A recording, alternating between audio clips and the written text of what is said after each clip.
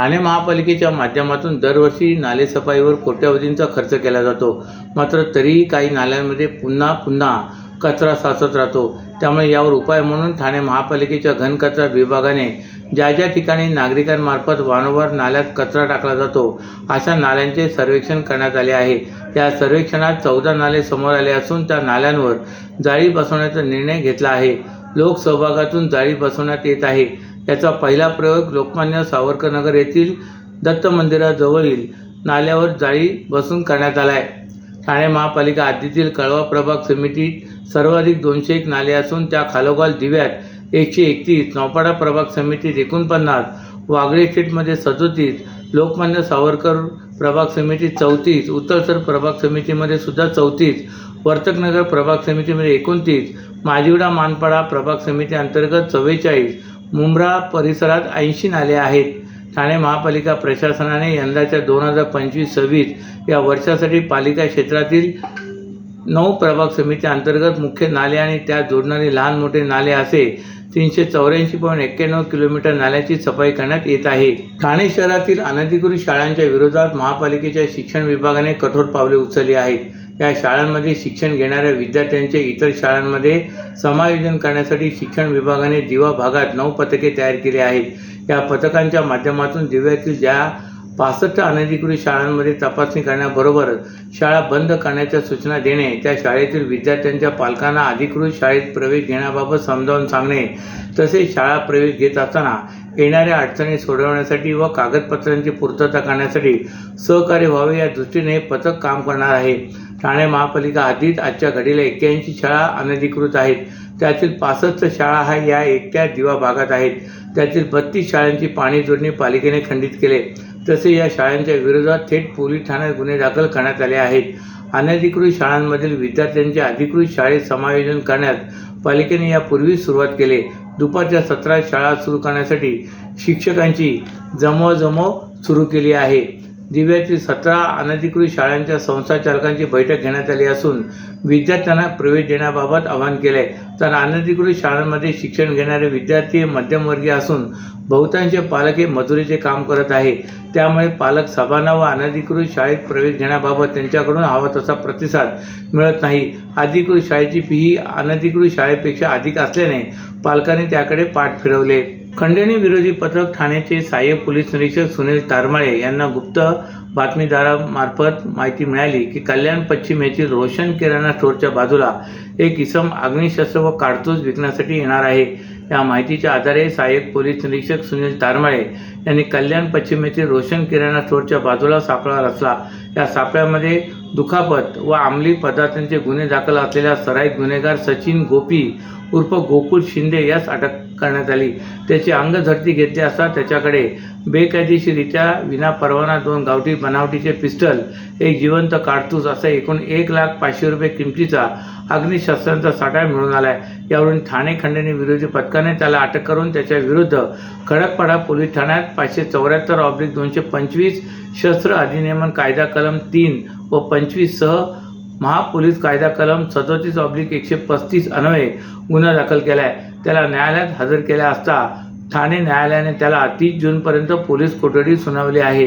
या घटनेचा अधिक तपास पोलीस करतायत। महाराष्ट्रातील भगिनींना आधार देणारी राज्य शासनाची मुख्यमंत्री माझी लाडकी बहीण योजना।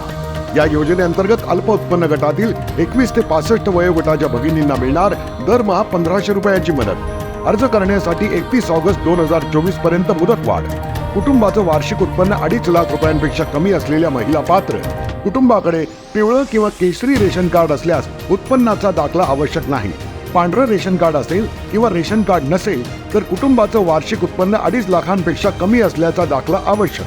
योजनेसाठीचा ऑनलाईन अर्ज नारी शक्ती दूत ॲपवरून किंवा पोर्टलवर भरता येईल। ज्या भगिनींना ऑनलाईन अर्ज भरता येत नसेल त्यांच्यासाठी अंगणवाडी, ग्रामपंचायत, वॉर्ड ऑफिस, सेतू सुविधा केंद्रामध्ये किंवा आशाताई बचत गटाच्या CRP यांची मदत उपलब्ध। आता आपल्याला अभिमानाने म्हणता येईल, सुखी आणि सुरक्षित आहे माझी लाडकी बहीण। संजय गांधी राष्ट्रीय उद्यानाच्या पर्यावरण संवेदनशील क्षेत्रात येणाऱ्या ठाण्यातील येऊर परिसरात रात्री उशिरापर्यंत धिंगाणा सुरू असून वन विभाग आणि ठाणे महापालिका प्रशासनाच्या वरच असताना हॉटेल, धाबे आणि रिसॉर्ट बिनधास्तपणे सुरू असल्याचा गंभीर आरोप मनसेच्या पदाधिकाऱ्यांनी केला आहे. याबाबत तात्काळ कारवाई केली नाही तर तीव्र आंदोलन करण्यात येईल असा इशारा मनसेच्या पदाधिकाऱ्यांनी दिला आहे. संजय गांधी राष्ट्रीय उद्यानाचा परिसर असलेल्या येऊरचा भाग हा ठाणे महापालिका क्षेत्रात येतो. हा परिसर पर्यावरण संवेदनशील क्षेत्रात मोडतो. असे असतानाही या भागात हॉटेल, धाबे आणि रिसॉर्ट बिनधास्तपणे सुरू असून येथे रात्रीच्या पार्ट्या सुरू असतात. या ठिकाणी डीजे लावण्यात येतो आणि फटाकेही फोडण्यात येतात. त्याचा परिणाम वन्यजीवांवर होतो. हे मुद्दे सातत्याने उपस्थित होत असले तरी त्या ठिकाणी फारशी प्रभावीपणे कारवाई होताना दिसून येत नाही. आता महाराष्ट्र नवनिर्माण सेनेचे स्वप्नील महेंद्रकर यांनी हाच मुद्दा उपस्थित करत आंदोलनाचा इशारा दिला आहे. केंद्र सरकारच्या 2016च्या परिपत्रकानुसार पर्यावरण संवेदनशील क्षेत्रात अशा प्रकारच्या व्यवसायांना स्पष्टपणे बंदी घालण्यात आले.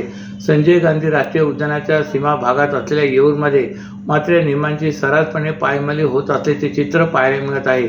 संध्याकाळी 6 वाजल्यानंतर सामान्य नागरिकांना या परिसरात प्रवेश करण्यास मज्जाव असताना दुसरीकडे पहाटेपर्यंत हॉटेल्स, रिसॉर्टमध्ये होणाऱ्या मोठ्या प्रमाणात पार्ट्या, मद्यसेवन आणि अन्य अवैध प्रकार सर्रास सुरू असल्याचा आरोप महेंद्रकर यांनी केला आहे. या बेकायदेशीर धंद्यांवर वन विभाग किंवा महापालिकेकडून कुठलीही ठोस कारवाई होत नसल्याने संबंधित अधिकाऱ्यांच्या भूमिकेवर प्रश्नचिन्ह निर्माण झाले आहे.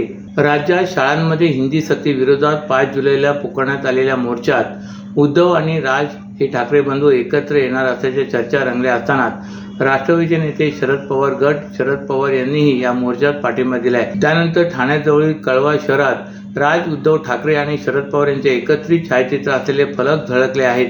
मराठीसाठी आम्ही एकत्र आलो आहोत, आता आवाज उठवायचा, एकच ध्यास, मराठीचा श्वास असा आशयाचा यात लिहिण्यात आला आहे. मनसे अध्यक्ष राज ठाकरे यांनी 5 जुलैला मोर्चाची हाक दिली होती. त्याचवेळी उद्धव ठाकरे यांनी मराठी समन्वय समितीच्या 7 जुलैच्या मोर्चात पाठिंबा दर्शवला होता. त्यानंतर राज ठाकरे यांनी ठाकरे गटाचे खासदार संजय राऊत यांच्याशी दूरध्वनीद्वारे संवाद साधत मराठी माणसाची एकजूट दिसून येईल असा प्रस्ताव ठेवला. उद्धव ठाकरे हे देखील यात तयार झाले आहेत. त्यामुळे 5 जुलैला सकाळी मनसे आणि ठाकरे गटाचा एकत्रित मोर्चा निघणार असल्याचे निश्चित झाले असून या मोर्चात काँग्रेस आणि शरद पवार त्यांच्या राष्ट्रवादीनेही सहभागी होणार असल्याचे स्पष्ट केले आहे. या मोर्चात उद्धव ठाकरे आणि राज ठाकरे यांनी सहभाग घेतल्यास दोन्ही ठाकरे बंधू तब्बल 18 वर्षानंतर एकाच व्यासपीठावर दिसणार आहेत. त्यामुळे या मोर्चाकडे सर्वच माध्यमांचे लक्ष लागले आहे. यात आता शरद पवार यांच्या राष्ट्रवादीनेही पाठिंबा दिल्याने त्यांचे कार्यकर्तेही कामाला लागले आहेत. कळवा येथे शरद पवार यांच्या कार्यकर्त्यांनी फलक उभारले आहेत. त्यामध्ये चला मुंबईत असे म्हटले आहे. तसे फलकावर राज ठाकरे, उद्धव ठाकरे आणि शरद पवार यांचे छायाचित्र लागले आहेत. मराठीसाठी आम्ही एकत्र आलो आहोत, आता आवाज उठवायचा, एकच ध्यास, मराठीचा श्वास असे देखील यात म्हटले आहे. हे फलक आता ठाणेकरांचे लक्ष वेधून घेत आहेत.